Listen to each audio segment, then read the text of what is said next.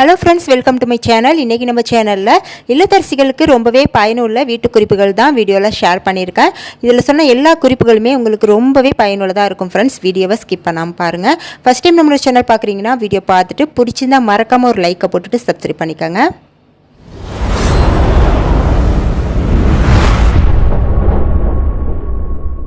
Tip number 1, நம்ம மாதுளம் பழம் வாங்கும் போது மற்ற பழங்களை காட்டியும் மாதுளம் பழம் தோலை உரிக்கிறதுக்கு ரொம்பவே கஷ்டமாக இருக்குங்க. அதனாலே நம்ம இந்த பழம் அதிகமாக வாங்க மாட்டோம். இது நம்ம ரொம்பவே ஈஸியாக அது உள்ள பழத்தை எப்படி எடுக்கலாம் அப்படிங்கிறத அந்த வீடியோவில் நான் ஷேர் பண்ணியிருக்கேன். ஃபஸ்ட்டு இந்த மாதுளை பழத்தோட காம்பை எடுத்துருங்க. எடுத்துகிட்டு இதை ரெண்டாக கட் பண்ணிக்கோங்க. கட் பண்ணிவிட்டு இந்த மாதிரி கவுத்து போட்டுட்டு மேலே இது போல் ஒரு குழிக்கரண்டியை வச்சு நல்லா தட்டி விடுங்க. தட்டி விடும்போது பார்த்தீங்கன்னா அதில் உள்ள அந்த பழம் இருக்குது பாருங்கள், அது விதைகள் தனித்தனியாக நம்மளுக்கு கீழே விழுந்துடும். அடியில் ஒரு பாத்திரம் வச்சுக்கோங்க. இந்த மாதிரி நம்ம செய்யும்போது ஈஸியாக அதோட மாதுளம் பழத்தோட முத்துக்கள் நம்மளுக்கு தனியாக கிடைக்குங்க. இதுக்காக நம்ம தோலெல்லாம் ரிமூவ் பண்ணிக்கிட்டு இருக்கணும்னு அவசியமே கிடையாது. இது ரொம்பவே ஈஸியான மெத்தடுங்க. நிறைய பேருக்கு மாதுளம் பழம் இந்த மாதிரி உரிக்கிற மெத்தட் தெரியுமா என்னான்னு தெரியல. நான் ரொம்ப வருஷமாக இதை ட்ரை பண்ணிக்கிட்டு இருக்கேங்க, யூஸ் பண்ணிக்கிட்டு இருக்கேன். எனக்கு ரொம்பவே பயனுள்ளதாக இருக்குது. நீங்களும் இனிமேல் மாதுளம் பழத்தை உரிக்க ரொம்ப சிரமப்படாமல் நீங்கள் இந்த மெத்தடை ட்ரை பண்ணி யூஸ் பண்ணி பாருங்கள். உங்களுக்கும் ரொம்பவே பயனுள்ளதாக இருக்கும். டிப் நம்பர் 2, நம்ம வீட்டில் இது போல் உரல் வச்சுருப்போம். இந்த உரலை என்ன செய்றீங்கன்னா அப்படியே திருப்பி போட்டுக்கோங்க. திருப்பி போட்டுட்டு இதில் நம்ம என்ன செய்ய போகிறோம்னா, நம்ம வீட்டில் கிச்சனுக்கு யூஸ் பண்ணுற கத்தியெல்லாம் பார்த்திங்கன்னா அடிக்கடி ஷார்ப்னஸ் குறைஞ்சி போயிருங்க. அது வெங்காயம் வெட்டுறது கூட ரொம்பவே கஷ்டமாக இருக்கும். அந்த மாதிரி நேரத்தில் நீங்கள் இந்த மாதிரி உரலை திருப்பி போட்டுட்டு இதில் அந்த ஓரங்களில் நல்லா அந்த கத்தியை தேய்ச்சி விடுங்க. இந்த மாதிரி தேய்ச்சி விடும்போது பார்த்திங்கன்னா ரொம்ப சீக்கிரமாகவே அந்த கத்தி ஷார்ப்னஸ் நல்லாவே இருக்குங்க. நம்மளுக்கு டக்குன்னு ஷார்ப்னஸ் வேணும் அப்படிங்கும் போது நீங்கள் இந்த மெத்தட் ட்ரை பண்ணி பார்த்தீங்கன்னா ரொம்பவே நல்ல ரிசல்ட் உங்களுக்கு கொடுக்கும். நான் அடிக்கடி ஷார்ப்னஸ் குறையும் போது நான் இந்த மெத்தட் தான் யூஸ் பண்ணிப்பேன். எனக்கு ரொம்பவே யூஸ்ஃபுல்லாக இருக்குது. நீங்களும் ட்ரை பண்ணி பாருங்கள் ஃப்ரெண்ட்ஸ். டிப் நம்பர் 3, நம்ம வீட்டில் யூஸ் பண்ணுற சாப்பாட்டு அரிசி ஆகட்டும், இல்லை இட்லிக்கு போடுற இட்லி அரிசி ஆகட்டும், எந்த அரிசியாக இருந்தாலும் அதில் சீக்கிரம் வண்டு பூச்சி வராமல் இருக்கிறதுக்கு நீங்கள் இது போல் ஒரு கொட்டாங்குச்சி இருக்குது பாருங்கள், இதை நல்லா க்ளீன் பண்ணிவிட்டு இதை நம்ம அரிசி உள்ளே போட்டு வச்சோம்னா ரொம்ப சீக்கிரம் வண்டு பூச்சி எதுவுமே வராமல் இருக்குங்க. அது மட்டும் இல்லாமல் நம்ம அரிசி எடுத்த அளவுக்கு கூட நம்ம இதிலே நம்ம அளந்து போட்டுக்கலாம். ஒரு டைம் நீங்கள் அந்த கொட்டாங்குச்சியில் அளவு அளந்து போட்டு சமைச்சு பார்த்துட்டு அதுக்கப்புறம் உங்களுக்கு தெரிஞ்சிடும் எவ்வளோ போடணும் அப்படின்ட்டு. அது மாதிரி நீங்கள் இந்த கொட்டாங்குச்சிலே அளவெடுத்து நம்ம சமைச்சிக்கலாம். இப்படி போட்டு வைக்கும்போது இந்த கொட்டாங்குச்சி இருக்கிறதுனால வண்டு பூச்சி சீக்கிரமாக வராதுங்க. இது ஒரு நல்ல டிப் தாங்க. இதை நீங்கள் ட்ரை பண்ணி பாருங்கள். அது மட்டும் இல்லாமல் அரிசி மட்டும் இல்லாமல் நம்ம வீட்டில் யூஸ் பண்ணுற பருப்பு வகைகள், பொட்டுக்கடலை, இந்த மாதிரி எந்த பருப்பு வகையிலுமே நீங்கள் இந்த மாதிரி கொட்டாங்குச்சி போட்டு வச்சு நம்ம யூஸ் பண்ணிக்கலாங்க. டிப் நம்பர் 4, நம்ம வீட்டில் காய்கறிகளில் உருளைக்கிழங்கு அடிக்கடி முளைச்சி போயிருங்க.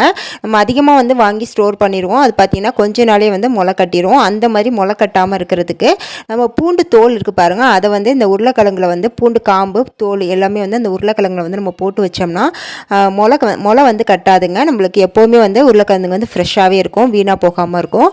அப்புறம் இன்னொன்று டிப் என்னென்னா, நம்ம உருளைக்கிழங்கையும் வெங்காயமும் ஒன்றா போட்டு வைக்கக்கூடாதுங்க. அப்படி போட்டு வச்சா உருளைக்கிழங்கும் வெங்காயமும் சீக்கிரம் வீணாக போய்க்கிறோம். அதை மட்டும் நீங்கள் நோட் பண்ணிக்கோங்க. ரெண்டுமே தனித்தனியாக தான் எப்போவுமே நம்ம போட்டு வைக்கணும், ஒன்றா போடக்கூடாது. இந்த டிப்பை உங்களுக்கு ரொம்பவே யூஸ்ஃபுல்லாக இருக்கும் ஃப்ரெண்ட்ஸ். ட்ரை பண்ணி பாருங்கள். டிப் நம்பர் 5, இந்த டிப் நிறைய இல்லத்தரசிகளுக்கு ரொம்பவே பயனுள்ளதாக இருக்குங்க. ஏன்னா அவங்களுக்கு தான் அடிக்கடி கால் வலி, முட்டி வலி, குதிங்கால் வலி இதெல்லாம் வரும். இல்லத்தரசிகளுக்கும் மட்டும் இல்லை, வீட்டில் உள்ள பெரியவங்களுக்கு கூட இந்த மாதிரி அடிக்கடி வலிகள் வரும். இதை நம்ம எப்படி வீட்டில் இருக்கிற பொருட்களை வச்சு ரொம்ப ஈஸியாக அதை முற்றிலுமாக அதை சரி பண்ணுறது அப்படிங்கிறத அந்த வீடியோவில் ஷேர் பண்ணுறேன். ஃபஸ்ட்டு பார்த்தீங்கன்னா கேஸை பற்ற வச்சுட்டு அதில் ஒரு பாத்திரத்தில் தண்ணி நிறையா வச்சுக்கோங்க. அதாவது இந்த அளவுக்கு தண்ணி வச்சா போதும். இப்போ இதில் ஒரு கைப்பிடி நிறையா கல்லுப்பு சேர்த்துக்கோங்க. சேர்த்துட்டு நல்லா கல்லுப்பு கரைஞ்சி வரணுங்க. நல்லா கரைஞ்ச பிறகு கடைசியாக ஒரு அரை டேபிள் ஸ்பூன் அளவுக்கு மஞ்சத்தூள் சேர்த்துக்கோங்க. சேர்த்துட்டு ஸ்டவ்வை உடனே ஆஃப் பண்ணிடுங்க.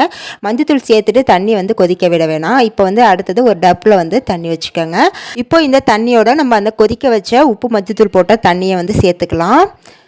சேர்த்துட்டு நம்மளுக்கு சூடு பொறுக்கிற அளவுக்கு நீங்கள் கையை வச்சு பாருங்கள். கை வச்சு பார்க்கும்போதே உங்களுக்கே தெரியும், நம்மளால் பொறுக்க முடிகிற சூடுக்கு நம்ம அந்த தண்ணியை கொஞ்சம் கொஞ்சமாக சேர்த்து கலந்துக்கலாங்க.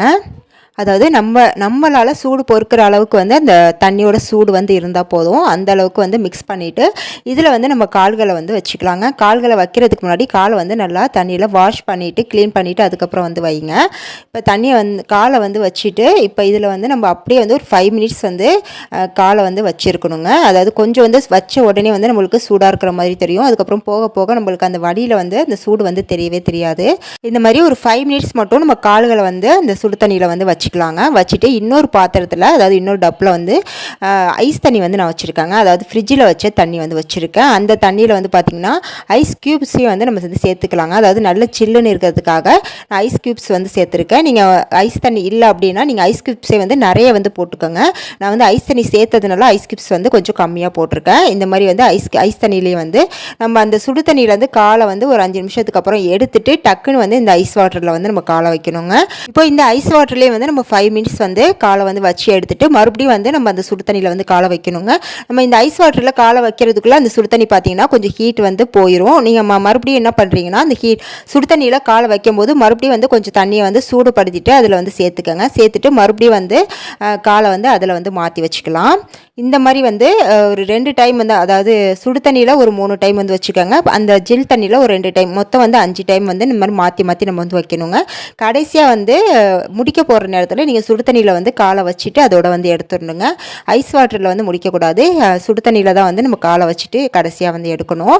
இந்த மாதிரி வந்து மாற்றி மாற்றி வந்து வைக்கலாங்க. ஐஸ் தண்ணிலையும் தண்ணி வந்து கொஞ்சம் ஜில்னஸ் போயிடுச்சுன்னா அதுலேயுமே வந்து மறுபடியும் வந்து ஐஸ் கியூப்ஸ் வந்து போட்டுக்கலாம். இந்த மாதிரி நீங்கள் தொடர்ந்து செய்யும் போது நமக்கு இருக்கிற கால் வலி, முட்டு வலி, அதுக்கப்புறம் முக்கியமாக வந்து குதிங்கால் வலி வந்து நிரந்தரமாக வந்து குணமாகுங்க. இது வந்து நான் செஞ்சு பார்த்துட்டு எனக்கு நல்ல ரிசல்ட் கொடுத்ததுனால தான் நான் உங்களோட வந்து ஷேர் பண்ணிக்கிட்டேன். நீங்கள் வந்து தொடர்ந்து வந்து செய்யும்போது உங்களுக்கு நல்லாவே வந்து ரிசல்ட் கொடுக்குங்க. 1-2 நாள் வந்து செஞ்சுட்டு அதோட வந்து விடக்கூடாது. கண்டினியூவாக நீங்கள் செய்யும்போது முற்றிலுமாக வந்து அந்த குதிங்கால் வலி, கால் வலி பிரச்சனை வந்து முற்றிலுமாக வந்து நீங்குங்க. ட்ரை பண்ணி பார்த்துட்டு எனக்கு எப்படி இருந்துச்சுன்னு கமெண்ட்டில் சொல்லுங்கள் ஃப்ரெண்ட்ஸ். அடுத்து வந்து லாஸ்ட் டிப் என்னென்னு பார்க்கலாம். நம்ம வீட்டில் ஸ்வீட் வந்து ஏதாவது வந்து செஞ்சு வச்சாலும் சரி, கடையிலேருந்து வாங்கி வச்சாலும் சரி, இந்த எறும்புக்கிட்டேருந்து அந்த ஸ்வீட்டை வந்து பாதுகாக்கிறது ரொம்ப பெரிய வேலையாக இருக்குங்க. எங்கே தான் வந்து வச்சாலும் அந்த எறும்பு வந்து மோப்பம் பிடிச்சிட்டு அந்த ஸ்வீட் ஃபுல்லாக வந்து வந்துடும். நம்மளுக்கு ரொம்பவே வந்து கஷ்டமாக இருக்கும். அது வந்து நம்ம தூக்கி போடுற மாதிரி ஆயிரும். இந்த மாதிரி ப்ராப்ளம் இல்லாமல் இருக்கிறதுக்கு நீங்கள் வந்து என்ன செய்கிறீங்கன்னா, ஸ்வீட் வந்து வைக்கிற இடத்துல வந்து சுற்றி வந்து இது போல் வந்து பவுடர், நம்ம முகத்துக்கு போகிற பவுடர் இருக்குது பாருங்கள், அதை வந்து சுற்றி வந்து இது போல் வந்து போட்டு விட்டுருங்க. இந்த மாதிரி வந்து போட்டு விட்டுட்டு வைக்கும்போது பார்த்தீங்கன்னா ஒரு எறும்பு கூட அந்த ஸ்வீட் பக்கம் வந்து தலை வச்சு கூட படுக்காதுங்க. இது வந்து நல்ல ஒரு டிப்புங்க. இது நான் ரொம்ப நாளாக வந்து ட்ரை பண்ணிக்கிட்டு இருக்க டிப்ஸ் தான். நீங்களும் வந்து ட்ரை பண்ணி பாருங்கள். உங்களுக்குமே வந்து ரொம்பவே பயனுள்ளதாக இருக்கும். ஓகே ஃப்ரெண்ட்ஸ், இந்த வீடியோவில் சொன்ன எல்லா குறிப்புகளுமே உங்களுக்கு பயனுள்ளதாக இருக்கும்னு நினைக்கிறேன். முக்கியமாக வந்து அந்த குதிங்கால் வலி டிப்ஸ் வந்து நீங்கள் ஃபாலோ பண்ணி பார்த்தீங்கன்னா உங்களுக்கு நல்ல வந்து ரிசல்ட் கொடுக்குங்க. அது வந்து நான் கண்டிப்பாக வந்து சொல்லுவேன். ஏன்னா வந்து நான் ட்ரை பண்ணி பார்த்துக்கிட்டதுனால நான் வந்து உங்களுக்கு ஷேர் பண்ணியிருக்கேன். வீடியோ பிடிச்சிருந்தா மறக்காமல் வந்து ஒரு லைக் கொடுத்துட்டு, ரொம்ப ரொம்ப பிடிச்சிருந்தா நம்ம சேனலை வந்து சப்ஸ்கிரைப் பண்ணி வச்சுக்கோங்க. அப்போ தான் நான் நெக்ஸ்ட்டு போகிற வீடியோ வந்து உங்களுக்கு நோட்டிஃபிகேஷனாக வரும். நெக்ஸ்ட் ஒரு சூப்பரான வீடியோவில் வந்து மீட் பண்ணுறேன். தேங்க்ஸ் ஃபார் வாட்சிங்.